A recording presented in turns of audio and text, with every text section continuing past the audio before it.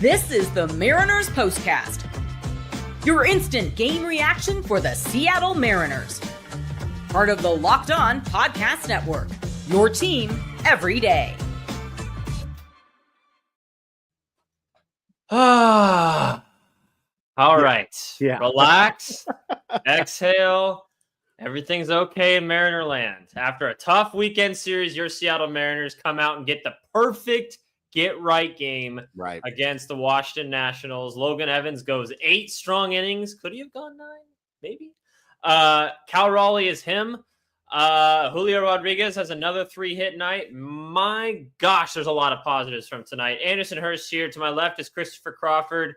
Welcome back again. Thank you. Yes. It's good to have you back. I like not having to talk to myself for the whole time, but Sure. We're your hosts of the Locked On Mariners POSTCAST. We go live on the Locked On Mariners YouTube page right after every single Mariners baseball game, right after the final pitch. And boy, this is a fun one. What do you think, Chris Crawford? Should we make sure you don't leave again? Because because when you did, we had a tough loss. And when you come back, it's like a therapeutic win. Yeah. I'm the key to this operation, not just the operation here, but clearly the key to winning baseball games. No, this was a fun one, and it was fun from the jump, man. Like Logan Evans gets the quick inning, and then you have that first inning, and it's like, oh, this might be a really good one. Now, that game started very similar to the game against Houston on Sunday, but a much different result. But you got to give a ton of credit to the offense today, ton of credit to the pitching today, and a ton of credit to the defense today. This was probably, since we started doing this, the most complete game the Seattle Mariners have played. And sure, it helps that the Washington Nationals aren't great. Sure, it helps that the situation for the starting pitcher tonight was as perfect as it could possibly be. But the result is the result, and you can't ask for a better result than tonight.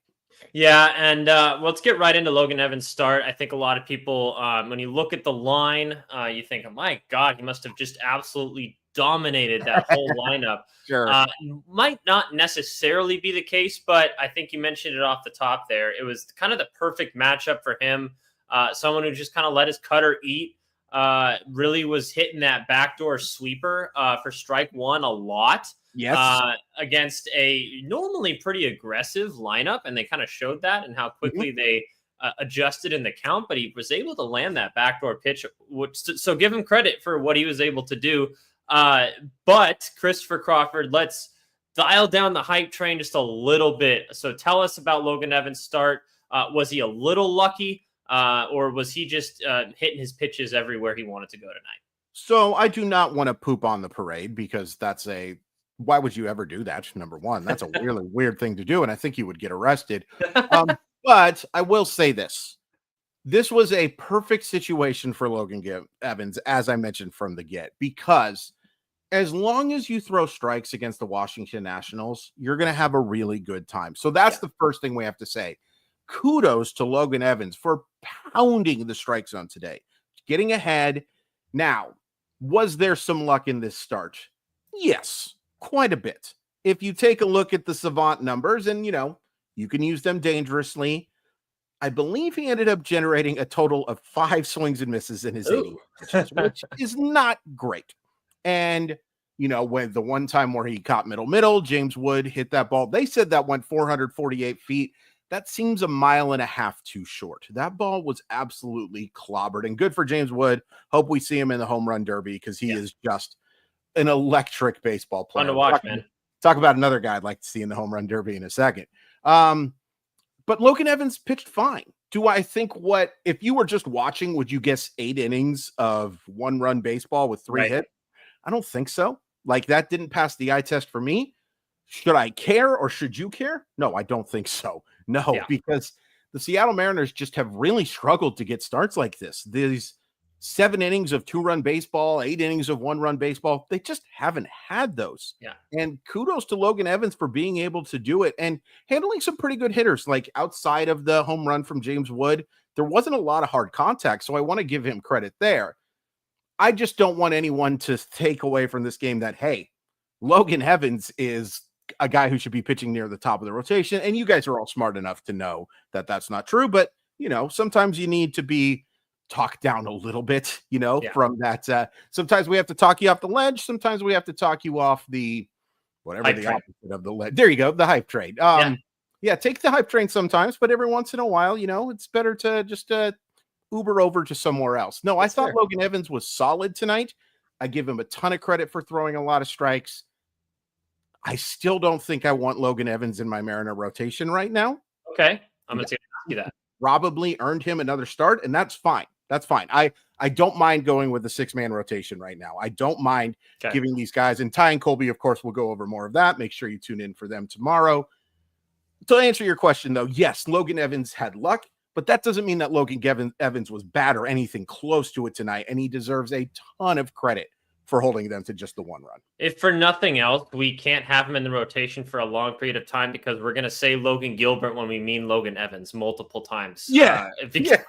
So it's just going to make it easier for us moving forward. No, man, he pitched great. And I think you mentioned kind of the deeper analytical numbers, Savant and so on and so forth. Those do a better job, I think, of predicting, like, hey, he may not be this type of pitcher all the time, but like the results numbers, the classic, hits, innings pitch, ERA, all those fun stuff is more of what you have done up until this point. So like we just react to the game we just watched, and he pitched like a near, like I don't want to say perfect game because it obviously gets blown out of proportion, but sure, a very good game for the situation that he was in today against that lineup. Sure, almost all left-handed hitters. Were they all lefties in the starting lineup for Washington? I think they were. Yes. So that's not an easy thing as well, and they were aggressive. He knew that. He attacked where he needed to and made the right pitches in the right spots. Yeah, no doubt about it. And sometimes you can use a all lefty lineup to your benefit because you get people out in front of there. And we did see some hitters out in front for sure, because there was so much weak contact. There were a ton of pop-ups. I'd like to see more swing and miss. That's the one thing a pitcher can control for the most part, is whether or not they can get the batter to swing and miss at pitches. Initiating weak contact is great. I still have short-term concerns with Logan Evans, and long-term concerns if you're talking about whether or not Logan Evans can be anything more than a back-end starter. But tonight was awesome, and I think Logan Evans can sleep very, very well tonight. He's going to have to take a shower now after getting the old Gatorade dose for sure. You should take a shower anyway, guys. If there's one thing to take away from this, always shower after a baseball. Yeah, no, and he was wearing the turtleneck. It was pretty warm out there too, so like maybe it's just his thing. I don't know. Like some guys are like that. Let's move over to the offense. This is the bigger story for me because it's great that Logan Evans was able to go 8 innings, and it's the first time we've seen that this year from a Mariners pitcher. But like seeing Julio with another 3-hit night, including a home run and a hard hit out, by the way. Yes, so he could have had a 4-hit night, honestly. Yeah, right. Cal Raleigh with two other home runs. That takes his total to 19. Only Shohei Ohtani has more in the league. And according to the great Sarah Langs, that is now a broken record for the most by a primary position catcher in his team's first 53 games of a season. So Cal Raleigh setting some very, very, very cool records at this point in the season. Not only that, it's worth pointing out there's some people who have given Big Dumper a little bit of stuff because of the fact that he's been a DH a bunch, for his homers. Now he has homered more than any catcher as a catcher too for the Seattle Mariners. So congratulations to him. No, he's just both of those guys, Julio and Cal, today were absolutely special. And I was so glad for Julio that hit dropped now. Yes. Because it was weak contact, but he deserved it because he absolutely shellacked that baseball down the line. Jose Tena just absolutely played it good catch perfectly. And Julio Rodriguez is now on pace for a 30-homer season and like 25 stolen bases while playing as good of center field as anybody, maybe outside of Pete Crow Armstrong. We called him the best outfielder. I don't have a problem calling him the best outfielder. Yeah. I would love to see a fight between the two in the outfield at the All-Star break. Let's just have them great. It'd be so much fun. It would never happen because as soon as one hurt their hamstring, baseball would be shut down. Just seeing the star performances from those two tonight. And also talking about the offense, what a great night to see from JP Crawford, who we talked about on Saturday had been really scuffling. An awesome night tonight. Great job by JP Crawford at the top of that lineup. I still would be looking for a way to move him back to that 9 spot, but tonight was excellent. His approach was awesome, scoring a couple of runs. It was a really solid offensive game. Mitchell Parker is not great by any stretch of the imagination, but he's not that bad. And they made him look quite the fool over, especially that first inning. This was a really good offensive effort. Certainly, I think the best offensive effort that you and I have seen since we started doing this thing. Yeah, multi-hit nights from Julio, from Cal, from Dylan Moore, got 3 hits tonight, and 2 hits from Ben Williamson as well. You can throw in JP. He had 1 hit, but he had 2 walks. So, these are guys that are getting on base multiple times per night. I think overall, offensively, I don't really see a dud. Mitch Garver, excuse me. That was the only dud. He was 0 for 5 with a strikeout, but I think everyone else pretty dang good. 0 for 4 for Leody Taveras, okay. But everyone else at least got on base 1 time. That's a pretty good night. And like you said, I think Mitchell Parker, he actually was one of the better pitchers in the league for the first 3 starts of his season, and then he's really cooled off. Yep. So, but honestly, to me, this is one of those starts where previous Mariners teams would struggle against this kind of pitcher. A lefty, especially a lefty, because we just, for whatever reason, just can't hit left-handed pitching up until this year. Sure. And then a guy that, can show some signs of life, and he just all of a sudden has a great start against the Mariners. They made him look bad today. Lots of good at bats. They got him out in was it the 3rd or 4th inning? I can't remember exactly when, but now it's going to, that not only helps you today, it helps you in the next couple games as well, because you got through a decent portion of the Washington bullpen as well. Yes, you did. And look, Jackson Rutledge has pitched really well this year. Up until tonight, he clearly did not have it whatsoever. But you also got Zabrzewski, which is how I will always say his name because of the way that it looks. What in the world? That is worse than Repachinski. And then Andrew Chafin, the ghost of what he is, although he's having a decent year for Washington as well. No, you got deep into their bullpen. That you couldn't ask for a better first game of this series, I don't think. Yeah, big win for your Seattle Mariners. Once again, Anderson Hirst here, Christopher Crawford. We'll go through a couple of your comments. I'm seeing actually a couple really good ones here. From Jackery, you don't need swing and miss stuff to be a good pitcher. It helps, but if you have the command Evans had tonight, you can tear through a lineup regardless. I want to get your thoughts on this, but I think that can be the case to a certain point. Yes. Against the really, really good lineups, you're still going to have to get some swing and miss. No doubt about it. And if you just initiate crazy weak contact, and by the way, Jackery's one of my favorites. He's been following me for a very long time. Shout out. I can only apologize, Jackery, for all the stuff that you've had to see over my many years of doing this. But he's totally right, though, that if you have great command, you can tear through a lineup, especially a lineup like this, where I think there were 2 guys who had an on-base percentage tonight over 300. Like that, they're just a very hacky team. Now, they're a talented team. C.J. Abrams has a chance to be a star. James Wood might just be a star right now. If he's not a star, it's pretty darn close. Dylan Cruz was starting to pick things up, unfortunately out with the injury right now. But there's some talented players, and there's some really good guys in the minors for them as well. But this is now's the time to go get a type of lineup. Now is the time to get that type of lineup, because you can, if you throw quality strikes, you can't just hang it, because look what happened when you hang it against James Wood. That ball was absolutely mollywopped, patent pending. You got to have the ability to locate. You can't just, we've talked a bunch of times already on this channel, the difference between control and command. But tonight, Logan Evans had really good command of his stuff, and the balls that were hit hard either went for singles. One went over the fence, of course.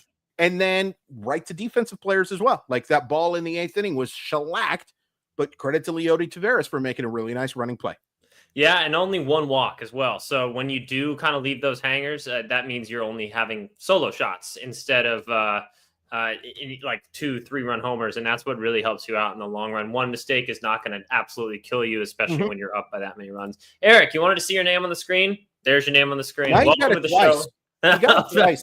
Yeah. Perfect. You're getting double for your money.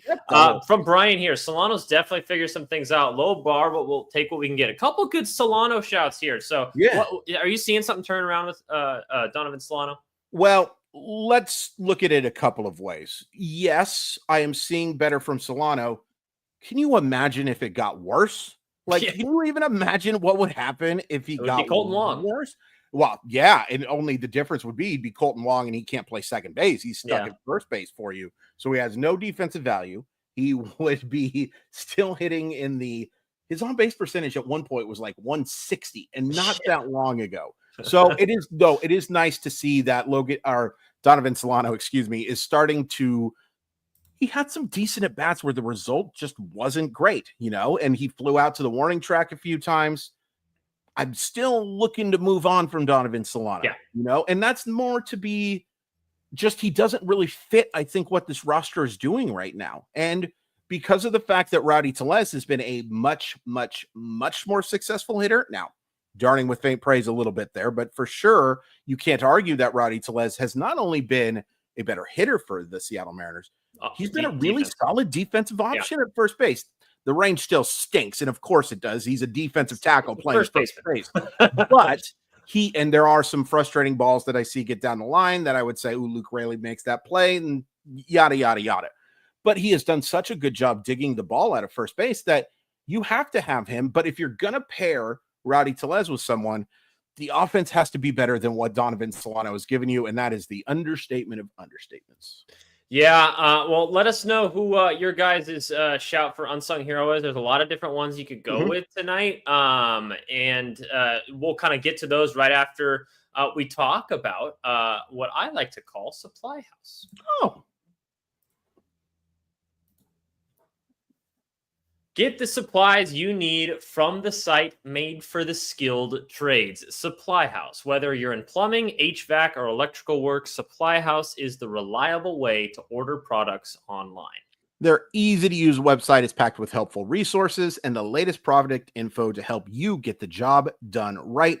Plus, with a company inventory of 200,000 parts from 400-plus top brands, you'll find exactly what you need, delivered fast from coast to coast. If you need help with an order, Supply House offers expert support and industry-leading service, so you'll always talk to a real person. And for trade pros looking for an extra edge, their free Trade Master program offers exclusive perks like a dedicated phone line, free shipping, and discounts on every order. Thousands of skilled professionals are already taking advantage, and now it's your turn.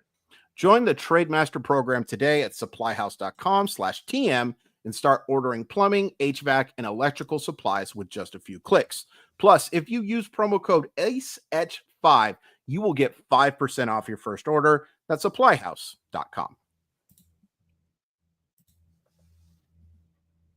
All right, Unsung Hero today. Hopefully this good is one. Ones today.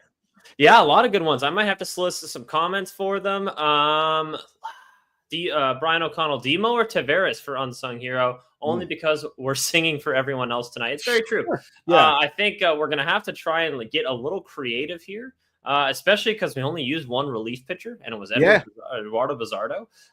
So the relief pitcher thing is out the window. Yes. You could go Solano as well. But Chris, I'm going to have you go first. Who is your Unsung Hero?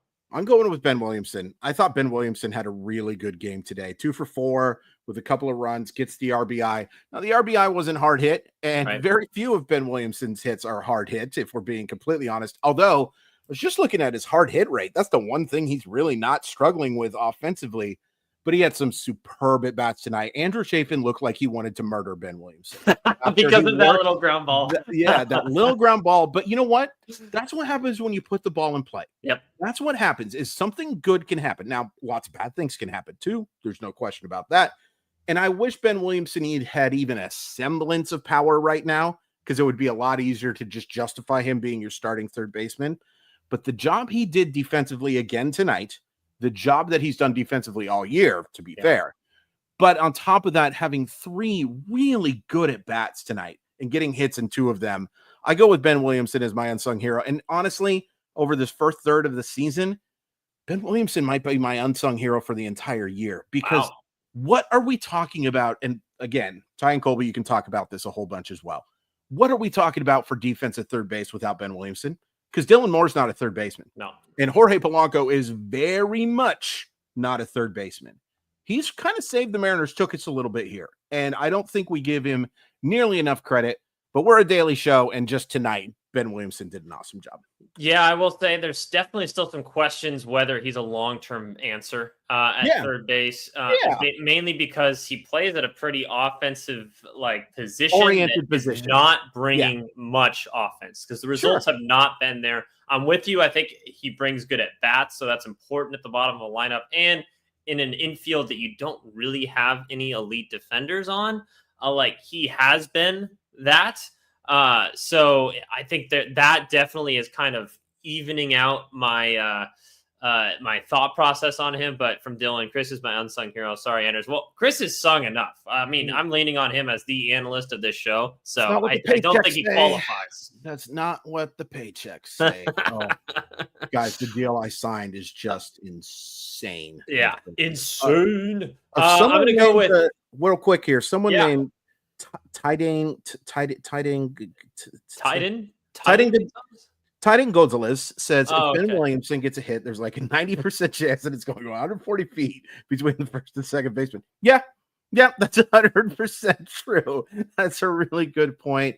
They should have a daily podcast. I think that the people who have points like that should do that. I think that's a really good idea. Sounds familiar. I think I recognize that name. And the other 10% is just him slicing it down the line where it barely stays fair, just the total controllable thing.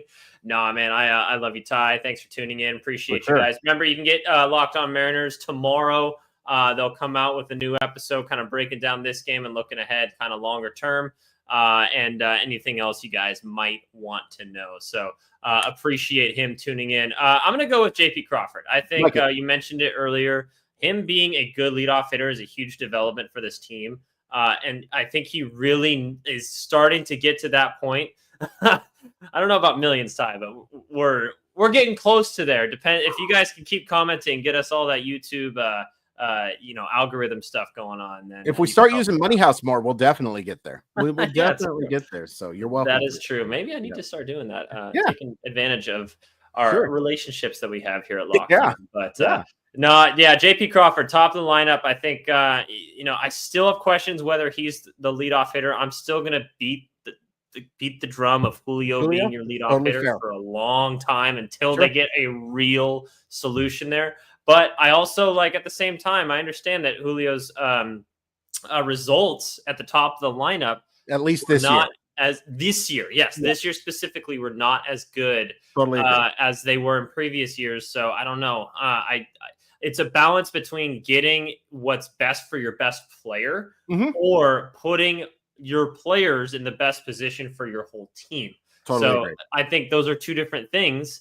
Hopefully, eventually, those kind of things meet up with each other. And I think if that's the case, then Julio's your leadoff hitter. But we'll see what ends up happening. I think he's comfortable where he's playing now, being kind of the second or third guy. So I'm not going to mess with that. He's hot. Right. And I think we're starting to get to the point where we might see the couple week Julio just absolute go on a tear that we've seen the last couple of years. Yeah. I want to ask just one quick thing real quick.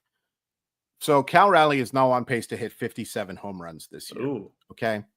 And I don't want to talk about the MVP thing. I want to talk specifically about, do you want to see Cal Raleigh in the home run derby? Just give me a quick answer on that. Yeah, I do too. Now, I think it's fun. I think it will obviously be his choice. If Big Dumper passes on it because he's not comfortable doing it or whatever, fine. So be it. I hope they at least give him that invitation. Yeah. You know what I mean? Because I think he could put on a show. I think he could put on an absolute show. The torpedo bat, with any bat, I think that he can hit a baseball a long way. Also, the fact that he's got so much stronger from the right side, the fact that he has a chance to be a guy who could hit a bunch from both sides of the plate. That's what I was going to say. Do you do it from both sides? Yeah, well, we saw Adley Rutschman do it, and, he almost came back from a massive deficit in Seattle doing that, swinging from both sides of the plate. I really hope he at least gets the invite. At this point, it seems like a no-doubter that he's going to get the invite. He's only behind some Shohei Ohtani guy. I've never heard of him. Yeah, he sounds like a nice guy, but apparently he's hit 20 home runs. But I get it. There's a lot of myth to me about how hitters struggle afterwards because you have to make an adjustment and tiresome and stuff like that. But there's also this myth about Cal Raleigh losing defensive value because of framing going away. And there's also this myth that Cal Raleigh's defense is going to go away because of how many games he's played. Now, I guess we'll find out about that latter one later, right? Yeah. I really hope Cal Raleigh at least gets the invitation because it would be so much fun to see Big Dumper getting that kind of celebrity.